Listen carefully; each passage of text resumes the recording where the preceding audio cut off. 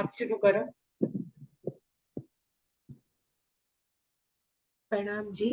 महाराज जी कहते हैं, पिता की मृत्यु के साथ पिता पुत्र का संबंध खत्म हो गया, टूट गया। लहर दूसरी। सुंदर सी।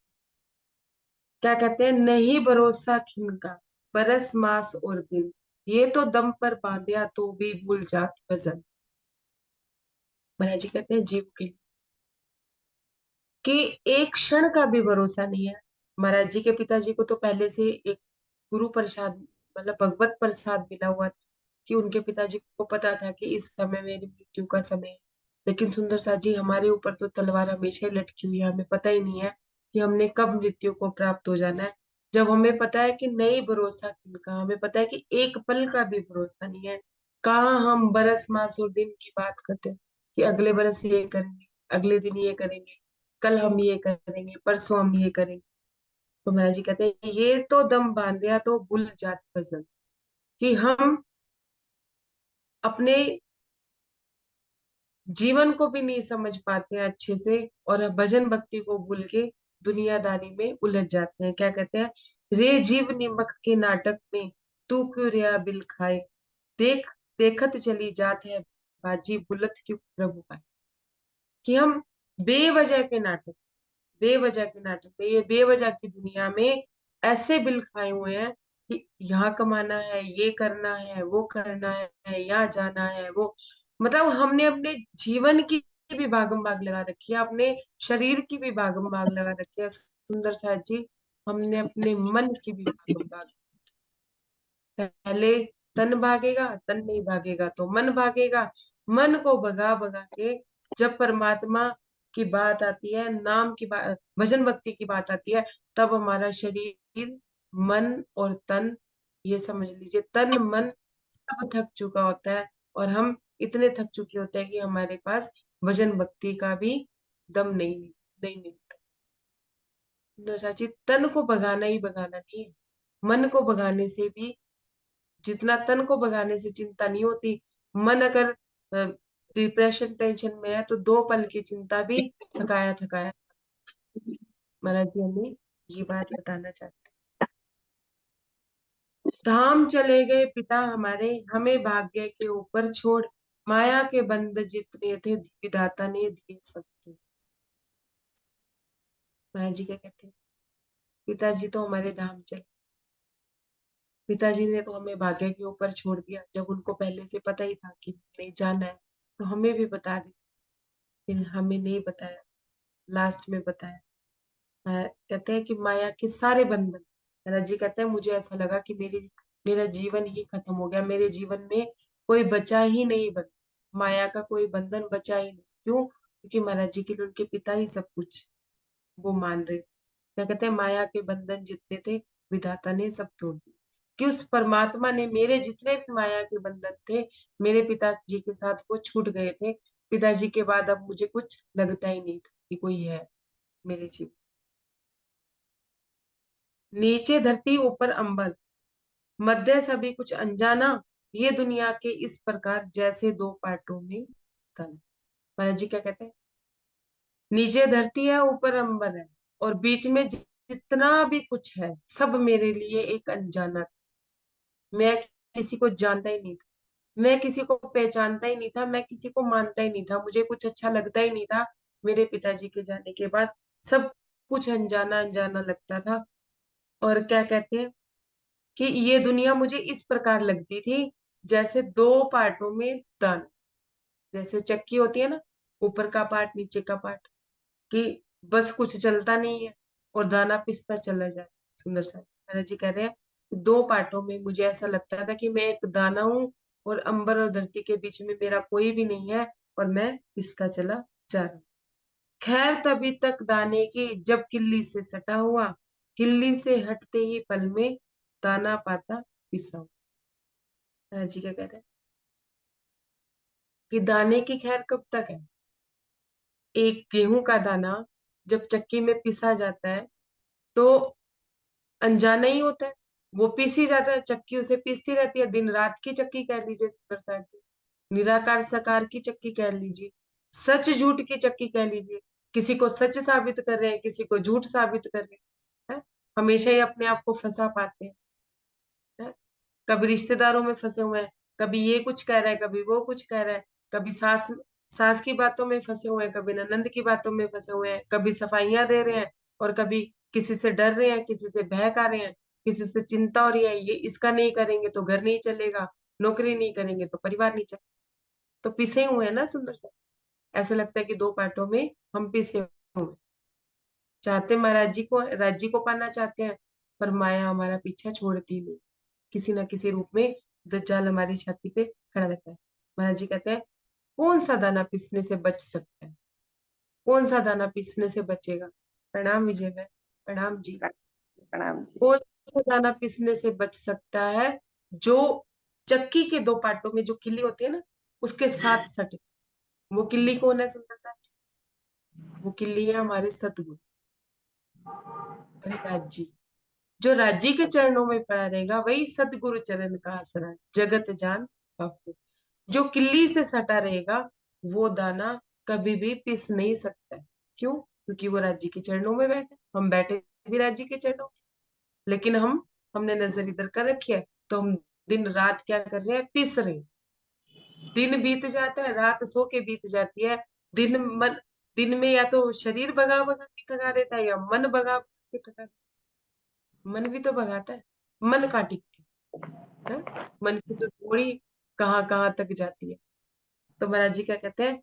चक, चक्की में बस वही दाना नहीं पिसता जो किल्ली से सटा होता है। अब सुनिए आगे क्या कहते हैं। और क्या कहते हैं? खैर तभी तक दाने की जब तक किल्ली से सटा हुआ, किल्ली से हटते ही पल में दाना पाता पिसा। महाराज जी कहते हैं, किल्ली से सटा हुआ दाना कभी पिस नहीं सकता, और जैसे ही उसने अपनी किल्ली छोड़ी, दाना पिसने को तैयार, पिसेगा ही पिसे। वो उसे पीसे बिना कोई रह नहीं सकता। जैसे ही उसने अपने सदगुरु के चरणों को छोड़ा, जैसे ही वो माया की तरफ देखने लगेगा, जैसे ही वो माया की पिक्चर की तरफ देखेगा, तो मन फिर उसको डराएगा, धमकाएगा। और माया डराएगी, धमकाएगी, ये हो जाएगा, वो हो जाएगा, ये हो जाएगा, वो हो जाएगा, ये खत्म हो जाएगा, नौकरी खत्म हो गई तो बच्चे कैसे पालेंगे, ये कैसे होगा, वे कैसे होगा। ये सारी परेशानियां शुरू हो जाएगी। सुदर्शन जी, प्रसंग ये इतना हल्का नहीं है। समझाने में जोर इसलिए लग रहा है क्योंकि बात जुबान पे आती भी कम है। जितनी जितनी आ रही है और जितना मैं समझा पा रही हूँ उतना ही स्वीकारिएगा। पाठ घूमता चक्की का, केवल श्रोताओं ऊपर ला। जग के ऊपर पार घूमते, क्या ऊपर क्या नीचे। महाराज जी क्या कह रहे हैं? पाठ घूमता चक्की का। पाठ घूमता कैसे? अब ध्यान से सुनिएगा, एक एक लाइन। क्या कह रहे हैं? पार्ट घूमता है चक्की का, कि चक्की का एक पार्ट घूमता है। कैसे घूमता है? एक ही पार्ट घूमता है ना, और एक स्थिर रहता है। क्या कहते हैं? केवल श्रोताओं ऊपर ला। जो चक्की का ऊपर का पार्ट है ना जो घूमता है, वो कौन है? श्रोतागण। कौन श्रोतागण? जैसे हम हो गए, अगुए हो गए। जैसे मैं भी आपको जो महाराज जी मेरे हृदय में जता रहे हैं वो बता रही हूँ। अब ये श्रोताएं, ये जो श्रोतागण है, हमें माया से जोड़ते हैं या राज्य से जोड़ते हैं? ये भी तो हमें देखना है ना सुंदर साथ जी।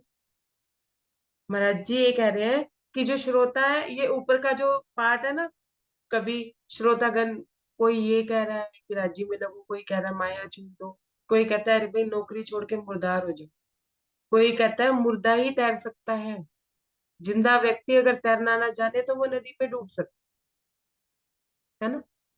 ये इस तरह की बात महाराज जी बता रहे हैं। जग के दोनों पार घूमते, क्या ऊपर क्या निचला। महाराज जी कहते हैं, ये जग में तो दोनों ही पार्ट घूमते हैं। लगता है कि नीचे का पार्ट स्थिर है। श्रोतागण कुछ कह रहे हैं, इधर माया नीचे से और पीस रही है। क्यों? श्रोतागण कह रहे हैं माया छोड़ दो। घर आते हैं तो देखते हैं रोटी का भी जुगाड़ नहीं है। अपने को ना देखे, अपने पास बैठे अपने बच्चों को कैसे देखे भूखा। कह कहने की बात है कि एक ही पार्ट घूम रहा है, लेकिन पार्ट तो दोनों ही घुमा रहे हैं, दोनों ही पीस रहे हैं। इधर माया पीस रही है, उधर जो राज्य में लगे हैं या जो श्रोतागण है वो हमें कुछ कुछ बता रहे हैं। और जब हम धरातल पे आते हैं, धरातल पे इन द सेंस नीचे वाले पार्ट पे आते हैं, तो हमें सूरत ही कुछ और दिखती है, हमें लगता ही नहीं है। अब घर में बच्चे रो रहे हैं तो परमात्मा में कैसे लगे? कमाने की तो सोचेंगे ना सुंदर सा जी। जिसके माया के झंझट ही खत्म नहीं होंगे, और राजी के बारे में क्या सोचे, है ना? ये बात महाराज जी यहाँ कहते हैं कि जग के दोनों पार घूमते, क्या ऊपर क्या नीचे। ऊपर वाले अपनी तरफ से घुमा रहे, समझा समझा के कि माया न देखो, पिक्चर ही बदल दो। पर बदल कैसे दे? बदली भी जाए तो ही तो बदले। और देखा, माया अभी बैठक से हटे और माया ने प्रहार कर दिया। अरे भाई ये करो, अभी वो करो, ये करो वो करो। अब धरातल पे आए तो वो पिक्चर तो फिर वही रह गई, चाहे 500 लोगों में देखी, चाहे 4 लोगों में देखी, दिखी तो माया ही ना सुंदर सा। तो पिस कौन रहे हैं? पिस कौन रहे हैं? हम ही पिस रहे हैं। वो दाना कौन है? हम पिस रहे हैं। अब हमने क्या करना है? दोनों का टिकना मुश्किल है, चक्कर में आ ही जाता, काल चक्र की चक्की से दाना पिस पिस जाता। महाराज जी क्या कह रहे हैं? दानों का टिकना बहुत मुश्किल, हम दानों का टिकना बहुत मुश्किल है, चक्कर में तो हम आ ही जाते। इधर से फिर दिमाग घुमा रहा है कि उन्होंने ऐसा बोला था कि पिक्चर बदलो, है। और यहाँ तो पिक्चर ही इधर की है, माया की पिक्चर है, दूसरी कोई पिक्चर ही नहीं। दोनों ही तरफ पिस गए, ना उनकी बात पे पूरी तरह से चल पा रही, ना श्रोतागण की बात पे पूरी चल पा रही। और महाराज जी क्या कह रहे हैं? काल चक्र की चक्की, काल चक्र की चक्की कौन सी सुंदर सा जी? समय तो बीतता ही जा रहा है, और काल तो हमारे सिर पे खड़ा ही हो जाएगा। समय तो उतना ही है ना, 60-70 वर्ष की आयु है, उतनी आयु रहेगी। वो तो बीतती जा रही है, सुन के भी, श्रोताओं की सुन के भी। और जब धरातल पे देखते हैं तो माया घेर के खड़ी है, दुनियादारी घेर के खड़ी। सुंदर सा जी क्या कह रहे हैं? काल चक्र की चक्की में दाना दाना सब पिस जाता, काल चक्र की चक्की में दाना पिस जाता, चाहे कितनी मर्जी कोशिश कर ले, वो कभी भी माया के धरातल से उठ ही नहीं पाता है। माया में और परमात्मा में पिसा ही रहता है। वो हमेशा ही माया की तरफ भी जाता है और राज्य की तरफ भी जाता है, जैसा कि हम करते हैं। ये हमारी चाल है सुंदर सा जी। क्या चाल है? कि 2 घंटे राज्य का नाम ले लिया और पूरा दिन माया चल, पूरा दिन माया की बातें हो रही, माया में ये काम हो रहे हैं। ना करे तो कैसे घर चले? ना करे तो बहुएं भी ना पूछे, ना करे तो पोते पोतियां ना पूछे, है ना? ये जिम्मेदारी वो जिम्मेदारी। तो महाराज जी कहते हैं काल चक्र की इस चक्की में समय बीतता चला जाता है, और काल हमारे सिर पे आके खड़ा हो जाता है, और दाना दाना ये चक्की में पिस जाया करता है। अब ध्यान से सुनिए कि बचता क्या? निराकार सकार पाटले, सदा आदि से घूम रहे, चक्की घोर अजब है ये, पिसने वाले झूम रहे। ये भी समझिए, निराकार और साकार पाटले। महाराज जी क्या कहते हैं? अगर जो दाना परमात्मा में भी लगा है, वो कहाँ? निराकार और साकार, दो पाटली है। कोई निराकार मान रहा है, कोई साकार मान रहा है। कोई साकार मान के उसके आगे साज श्रृंगार करके नाच गायन कर रहा है, तो कोई निराकार की समझ के उसकी तपस्या में लीन है। सदा मतलब शुरू से ही घूम रहे हैं ये निराकार और साकार के पाटले। और महाराज जी क्या कहते हैं कि ये चक्की भी घोर अजब है, कि घूम के नाच के झूम के ये लोग अपने आप को पीसने वाले भी झूम रहे हैं। क्या सोच रहे हैं? कि हम परमात्मा में लगे हैं, हम परमात्मा की मस्ती में मस्त हैं, हमें किसी से कोई मतलब नहीं है, हम कुछ कर नहीं रहे हैं, हम बस परमात्मा में लगे। वो ऐसी संशय अपने मन में लेके पिस रहे, और झूम भी रहे हैं, पिसते पिसते भी झूम रहे हैं। पा नहीं रहे हैं परमात्मा को, ना साकार रूप में भी पा पा रहे हैं और ना निराकार रूप में पा पा रहे हैं, लेकिन झूम रहे हैं कि हम परमात्मा में लगे। सुंदर सा जी ये परिस्थिति भी हमारी अपनी है, सब अपनी अपनी देखेगा। हम झूम रहे हैं, परम धाम की चितवनी कर रहे हैं, वाणी मंथन भी खूब कर रहे हैं, लेकिन ना राज्य का साजो श्रृंगार देख पा रहे हैं, और ना ही परम धाम की एक कण की भी हमने देखी। सिर्फ अनुभूतियों में लेके ये समझ रहे हैं कि हाँ हम मस्त हैं और झूम रहे। 2 घंटे वाणी मंथन किया, पूरा टाइम हमने माया जी, 2 घंटे चितवनी करी और पूरा समय हमने माया जी। क्या करें, घोर निरंतर इन पाटों में आंख न खुलने देती, बेहोशी छाई रहती पिस एकदम देती।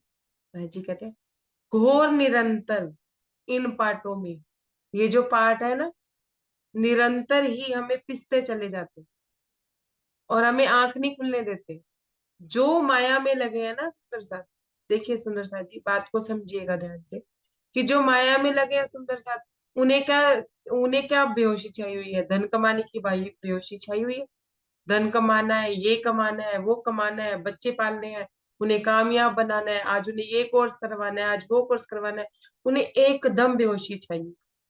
मस्त है वो अपनी माया कमाने में, माया ढूंढने में, माया करने में, और फिर भी पिस रहे हैं। आंख नहीं खुलती उनकी, उनकी जन्म खराब होने तक आंख नहीं खुली। सुंदर सा जी 400 वर्षों से आंख नहीं खुली हम लोग, हम माया में इतने लगे कि हमें ये चाहिए, हमें वो चाहिए, घर में ये चाहिए वो चाहिए। तो महाराज जी क्या कहते हैं, और और जो राज्य में लगे वो भी देखिए, अगर वो चितवने में लगे हैं और चित राज्य से जुड़ जाता है, परम धाम दिखता है, राज्य दिखते हैं, तो उनकी भी आंख नहीं खुलती। वो माया के लिए बेहोश है, मतलब माया की तरफ से बेहोश है, उन्हें माया से मतलब ही नहीं। वो बेहोश है अपनी मस्ती में, उन्हें सुध नहीं है ना खाने पीने की ना कपड़े लत्तों की। जो महाराज जी की परिस्थिति होगी, जो महाराज जी की परिस्थिति है, ये परिस्थिति कब होगी सुंदर साथ जी, ये भी समझ लीजिए। ये परिस्थिति तब होगी जब हमें क्या होगा, प्रेम, इश्क। ठीक है ना। वो कैसे, जैसे महाराज जी को अपने पिता से इतना प्रेम था कि वो रात के समय भी, संध्या के समय भी अकेले ही निकल पड़े। उन्होंने नहीं परवाह करी कि कुछ हो जाएगा, रात का समय है, मैं कहाँ रहूंगा, घनघोर जंगल है, कोई जानवर भी आ सकता है, लेकिन उन्होंने नहीं परवाह करी। क्यों? क्योंकि उनका प्रेम था अपने पिता के साथ। ऐसे ही रहा, जब हमें राज्य के साथ इश्क होगा ना, तभी हम इस रास्ते पे चलेंगे कि हम माया की तरफ से बेहोश हो जाए और हमें बेहोशी छाएगी परम धाम की, अपने प्रियतम की। रास्ता क्या है, इश्क का। सुंदर सा पहला रास्ता है इश्क, यहीं से शुरू हो जाता है इश्क का रास्ता। जब एक छोटा सा नन्हा सा बालक अपने पिता को परमात्मा समझता है, उसके प्रेम में भाग सकता है, तो वो जब उसको पता चल जाए कि मेरा प्रीतम कोई और है, मेरा सहारा, मेरा खामंद कोई और है, तो उनके रास्ते में महाराज जी इसी तरह से निकले। नहीं परवाह करी उन्होंने, एकांत में अकेले ही निकले, कोई नहीं था उनके साथ। दादा गुरु महाराज से पहले तक उनके साथ कोई नहीं था। जब दादा गुरु महाराज मिले, उसके बाद उनकी संगति बढ़ी। हर जगह वो एकांत में गए, हर जगह वो एकांत ही रहे। महाराज जी क्या कहते हैं कि दोनों पार्टों में ही निरंतर क्या छाई रहती है, बेहोशी, और आंख खुलने नहीं देती, और दोनों ही पिस जाते हैं। दोनों ही पिसते हैं, क्या कह रहे हैं, बेहोशी छाई रहती है, एकदम ही पिस जाती। कौन से पिसते हैं, जो बेहोशी में रहते हैं। किस बेहोशी में सुंदर साथ जी, राज्य की बेहोशी में रहते हैं, पर राज्य को पा नहीं पाते हैं। ये भी समझिए, ध्यान से समझिएगा, ये बहुत बड़ा बात हुई है कि बेहोशी तो छाई हुई है कि हम चितवन में हैं, हम राज्य में लगे हैं, हम वाणी मंथन कर रहे हैं, हम ये कर रहे हैं, लेकिन राज्य को पा नहीं पाते। अंत समय तक उन्हें परम धाम नहीं दिखता, राज्य नहीं दिखते, अनुभूतियों में ही खुश रहते, अनुभूतियों से बढ़कर भी कुछ नहीं पा पाते ना। वो उन्हें भी काल चक्र पीस ही देते, पीस ही जाते हैं, उनका समय भी खत्म ही हो जाता है। अगले जन्म में फिर उनकी वहां से यात्रा शुरू होती है, लेकिन जन्म खराब हुई ही जाता है। बचता कौन है, अब सुनिएगा आगे क्या कहते हैं। अब अभी तो महाराज जी इसी का ही बयान कर रहे हैं, वो बचता कौन है वो भी बताएं। चबा डालती है सब दाने को, लेकिन लोहे के दाने पिसे अब तक ना पिस रहे, नामुमकिन है पिस जाए। क्या कह रहे हैं? चबा डालती है सब दानों। दो पार्टों को, दो पार्ट है ना, जो ये दिन रात के जो काल चक्र के दो पार्ट है, ये पीस ही देते हैं। लेकिन लोहे के दाने को कोई पीस नहीं पाता। दो पार्ट भी लोहे के दाने को पीस नहीं पाते हैं, ना वो पिसे हैं ना पिसते हैं। उसका पिस जाना ही नामुमकिन है। मुमकिन ही नहीं है कि वो पिस जाए। कैसे? फाड़ फेंकता है पाटों को, लोहे का दाना हो यदि, क्या मजाल पाटों को पिसे हो जाते हैं पाटों के। महाराज जी कहते हैं कि लोहे का दाना नहीं पिस पाता। कितनी भी कोशिश कर ले, दोनों पार्ट खराब हो जाते हैं चक्की के, देख लीजिए, लेकिन लोहे का दाना नहीं पिसता है। सुंदर साथ जी, लोहे का दाना हम कैसे बनते हैं? किल्ली क्या है? सदगुरु। ध्यान से समझिए। जो दाना सदगुरु के चरणों से लिपटा रहता है, या राज्य के चरणों से लिपटा रहता है, बात एक ही है। ठीक है। अब तुम सदगुरु दीपक बे कियो जो आप समान। अब वो किल्ली से सटा हुआ दाना किल्ली ही हो जाता है। सदगुरु के चरणों का आसरा लेके, सदगुरु से मिलन से वो सदगुरु ही बन जाता है। अब लोहे, जब वो किल्ली से सटा हुआ दाना भी लोहा ही बन जाता है, तो उसे पीसना बहुत मुश्किल हो जाता है काल चक्र। वो काल चक्र को, प्रकृति को भी फाड़ के, वो प्रकृति से ऊपर अपने परम धाम को ये इसी जीवन में रहते रहते पा ही लेता है। वो काल चक्र को भी अपने हाथों में ले लेता है कि वो अपनी इच्छा मृत्यु प्राप्त कर दे। सुंदर साहब जी, महाराज जी की 70 वर्ष की आयु थी। ध्यान से समझिए। 70 वर्ष की उनकी आयु थी। हम अपने आसपास भी 70 वर्ष के लोग देखते होंगे कैसे होंगे आज, जबकि खान पान इतना गंदा है, तब भी 70 वर्ष के लोग कोई ज्यादा बड़े नहीं माने जाते, उम्र ज्यादा बड़ी नहीं मानी जाती। महाराज जी ने अपना अंतर ध्यान, अपने शरीर का त्याग अपनी इच्छा से किया था। उन्होंने अपनी सुरता, जब वो दादा गुरु महाराज से मिले थे, तो उनके सर में से जुएं निकल रही थी। अपनी सुरता उन्होंने चढ़ा ली थी। आसपास के लोगों ने ये सोचा कि उनको मृत्यु मिल गई। और महाराज जी कहते हैं मुझे भी ऐसा लगा कि मैं मृत्यु को प्राप्त हो गया। लेकिन दादा गुरु महाराज आए, उन्होंने उनको जीवित किया, उनके ऊपर गंगा जल छिड़का, तो महाराज जी की सुरती वापिस है। ऐसे सुंदर साथ जी, जब महाराज जी ने अंतर ध्यान होने का, उन्होंने अपना फैसला कर लिया, अपने रहते ही, मतलब अपनी इच्छा से ही अपना तन त्यागने की इच्छा जब उन्होंने कर ली, तो अपनी उन्होंने सुरती चढ़ा ली थी ऊपर। वैसे ही उनकी नब्ज कम हो गई थी, कमजोर हो गई थी। उन्होंने अपनी इच्छा से अपना जीवन त्याग किया था, ना कि उनको कोई मृत्यु आई थी। और आज भी उन्होंने अपनी सुरती ही चढ़ा रखी है सुंदर साथ जी, सूक्ष्म रूप में। सब हम अपने अपने जीवन में महाराज जी को अनुभव कर सकते। छोटे छोटे चमत्कार हमारे जीवन में भी होते हैं महाराज जी का नाम लेके। वो हमने निज स्वरूप में भी पढ़े हैं, और आगे भी हम अपने जीवन में भी देख सकते हैं कि उनके जो छोटी छोटी जो भी इच्छा हम उनके सामने प्रकट करते हैं, वो कंप्लीट। ठीक है। तो महाराज जी क्या कहते हैं? क्या मजाल इन दो पार्टों की, जो वो लोहे के दाने को पीस दे। वो तो काल चक्र को भी अपने हाथ में कर लेता है, जब वो चाहता है, जब वो मृत्यु को प्राप्त होता है, प्रकृति भी उसके अधीन हो जाए। ये हम सब जानते हैं कि महाराज जी की लीलाओं का क्या वर्णन है। महाराज जी ने अपने जीवन में, जब उनके पिता चले गए, सुंदर साथ जी ध्यान से समझिएगा, जब उनके पिता चले गए, अपने पिता को परमात्मा ही मानते थे, वो उनके लिए सब कुछ थे। जब उनको लगा कि मेरे लिए ये सहारा नहीं थे, तो मेरा सहारा कौन? समझिएगा।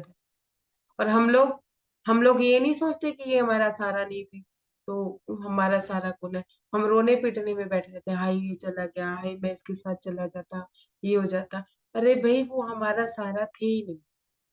महाराज जी को लगा ये हमारा सहारा है ही नहीं, तो मेरा सहारा कौन है? ये उस नन्हे से बालक, 8 वर्ष के बालक में ही ये सोच आ गई थी कि जब पिताजी मेरा परमानेंट सहारा नहीं है, तो मेरा परमानेंट सहारा कौन है? और जब मेरे पिताजी मेरे साथ नहीं थे, जब मुझे बच्चा चोर लेके जा रहा था, मुझे बचाने के लिए मेरे पिताजी नहीं आए थे, तो वो कौन था सिमरू जो हुक्म का स्वरूप लेके आया था? वो कौन था? किसने भेजा था उसको? एक छोटे बच्चे भी तो सोचते हैं ना सुंदर साथ जी, उनकी भी तो समझ होती है, चाहे वो अपनी बुद्धि के स्तर पे सोचे। तो महाराज जी के मन में ये बातें चल रही थी, तो महाराज जी कहते हैं कि मैं उस समय ये बात सोचता था, तो ये महाराज जी ने ये लाइनें अभी तक में ली। महाराज जी कहते हैं, क्या मजाल पाटों से पिसे जाते वो पाट दो, वो पाट ही पिसे जाते हैं जब गेहूं का दाना या जो ये दाना है वो किल्ली से सट के लोहे का दाना बन जाता है, तो काल चक्र के दो पार्ट से पीस नहीं पाते हैं, जबकि पार्ट ही खराब हो जाते हैं। माया उन्हें न वश कर सकती, महाजनों की है पहचान, बिगड़ ना पाए जब माया से, क्या बिगाड़ सकता है इंसान। महाराज जी कहते हैं, काल चक्र ये जब हमें नहीं पी सकता, माया हमें वश में नहीं कर सकती। माया किसे वश में नहीं कर सकती? जो अपने सदगुरु के चरणों से लिपटा रहता है, जो अपने प्रियतम के चरणों से लिपटा रहता है, उसे माया अपने वश में कर ही नहीं सकती, कितनी भी कोशिश कर ले। जब माया ही वश में नहीं कर सकती, ये महाजनों की पहचान है, कि जिनको माया भी वश में नहीं कर पाए। ठीक है, क्या कहते हैं, बिगड़ ना पाया माया से, क्या बिगाड़ेगा इंसान। जब माया उसका नहीं बिगाड़ सकती कुछ, जब काल चक्र उसका कुछ नहीं बिगाड़ सकता, तो ये जीव सृष्टि और ये इंसान क्या बिगाड़ेंगे। सुंदर साथ जी, ब्रह्म सृष्टि का ये जीव सृष्टि क्या बिगाड़ देगी?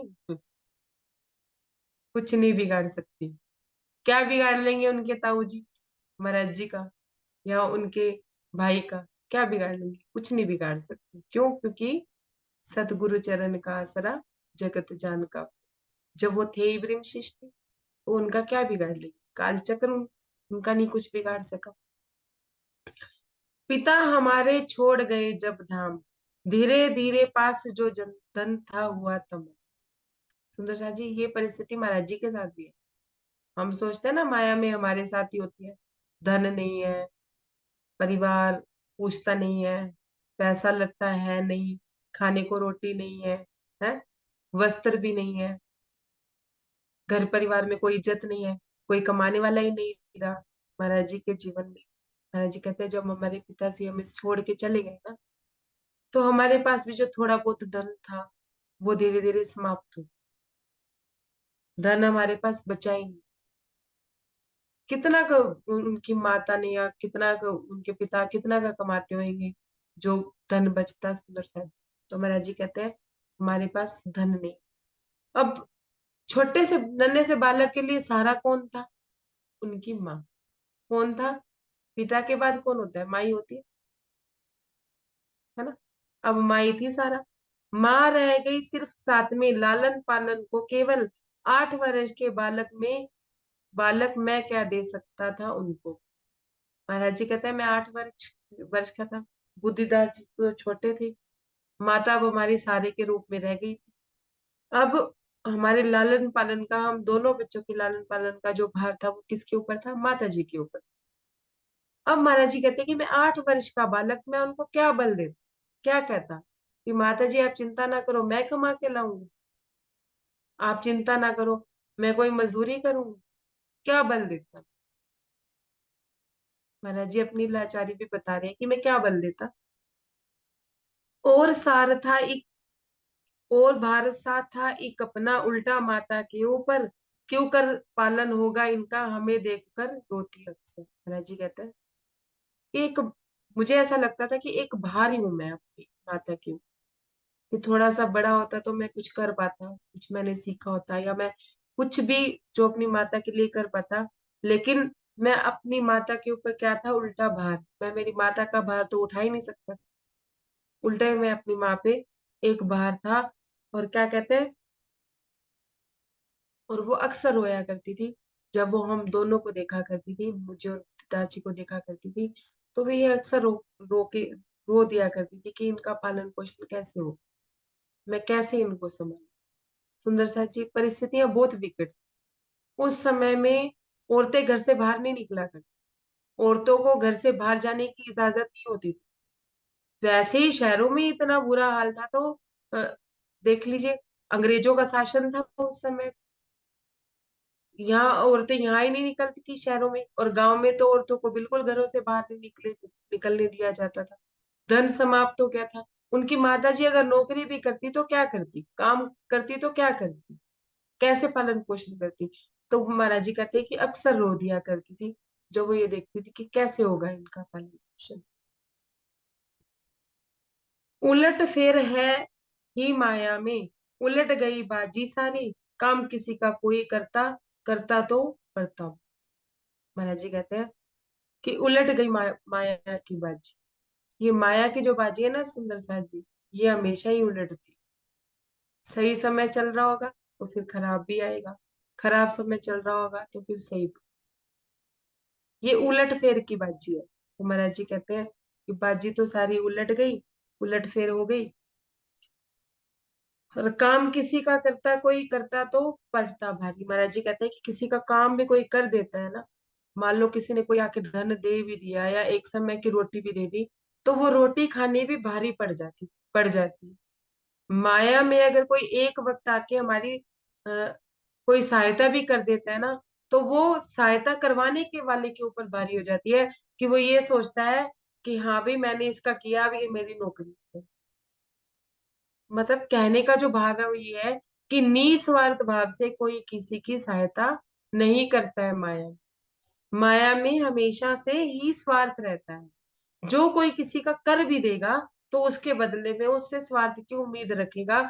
जो करवाएगा ना उसको बहुत भारी पड़ता है सुंदर सा।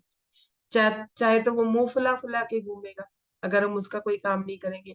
अगर कोई काम उसने कह दिया तो हम मना नहीं कर सकते, मना करेंगे तो फिर वो ये कहेगा मैंने तुम्हारे लिए ये किया, तुम मेरे लिए इतना भी नहीं कर सकते। तो महाराज जी क्या कहते हैं, करना भी भारी पड़, करवाना भी भारी पड़ता है। माया के कामों को किसी से करवाना भी भारी पड़ता है सुंदर साथ जी। महाराज जी ने ये अपनी माता जी के होते ही देख लिया, अपनी माता जी के रहते रहते ही देख लिया था। लाले आन पड़े खाने के, घेरा संकट ने आकर, कभी कभी माँ रो उठती, भूखा हमको, हम दोनों को पा। महाराज जी कहते हैं ये परिस्थिति थी, घोर संकट आन पड़ा, खाने के भी लाले हो गए थे। सुंदर साथ जी, महाराज जी कहते हैं कभी कभी माँ रो ही पड़ती थी, बिलक बिलक पे रो पड़ती थी, जब वो हम लोगों को भूखा पाती, जब हम लोगों को भूखा देखती। दिन दरिद्रता के कुछ तो घर के कोने कोने में काटे, कुछ रोज पड़ोसियों ने अपने थोड़े थोड़े बांटे। महाराज जी कहते हैं कि दरिद्रता के दिन थे, गरीबी के दिन थे, हम अपने घर के कोने में ही सो के गुजार लिया, सो जाया करते थे, कभी पानी पी के गुजारा कर लेते थे। और कुछ कभी कभी हमारे पड़ोसियों ने भी कभी कभी हमारे से हमारे दर्द भी बांटे, जो उनके पास कुछ बचा कुचा होता तो वो हमें दे जाते, तो हमारे कुछ दिन कट जाया करते, कभी कभी कोई दिन कट जाया करते। कुछ रोज पीस पास चुपके माने पाला, जिस टल सक जिस टल जितना टल सकता था वक्त उसने, बुरा चक्र उसने टाला। महाराज जी कहते हैं कि कुछ मेरी माँ ने पड़ोसियों के दाने पीस पीस के, मतलब चक्की पीस पीस के जो पैसा मिलता था उस धन से हमारा घर पाला, क्योंकि ताऊ जी कहीं जाने नहीं थे। बुद्धि कैसी थी, वो अपने ताऊ जी से छिप के किसी के घर गेहूं पीस आया करती थी, किसी का कोई काम कराती थी। तो वो जो पैसा मिलता था उसी से उन्होंने अपना पूरा समय काट लिया समझे सर। इस तरह से उन्होंने अपना बुरा समय काटा। लड़ती रही संकटों से, जब सब किया हमारा भर पाया, लेकिन दुख टालनहारी का खुद ही टलने का वक्त। महाराज जी कहते हैं कि वो लड़ती रही परिस्थितियों से, कभी कुछ करके कभी कुछ करके हमारा बुरा वक्त टालती रही, कि हमें पालती रही, लेकिन कभी कभी उस दुख टालने वाली के ऊपर भी दुख आया सुन। महाराज जी की जो माता श्री है वो भी 3 वर्ष बाद, उनके पिताजी के 3 वर्ष बाद 1905 में उनका भी धाम गमन हो गया था। किन परिस्थितियों में उनका धाम गमन हुआ, क्या परिस्थितियां क्रिएट हुई, सुंदर साथ जी ये सब हम सुनेंगे कल। कोई त्रुटि हो, जो भी मुझे महाराज जी ने समझाया मेरे हृदय, या जो महाराज जी ने मुझे समझ दी वो मैंने आप सब लोगों के सामने, सब सुंदर साथ के सामने रखा। फिर भी कोई त्रुटि हो तो क्षमा कीजिएगा सुंदर साथ जी। प्रणाम जी। प्रणाम जी।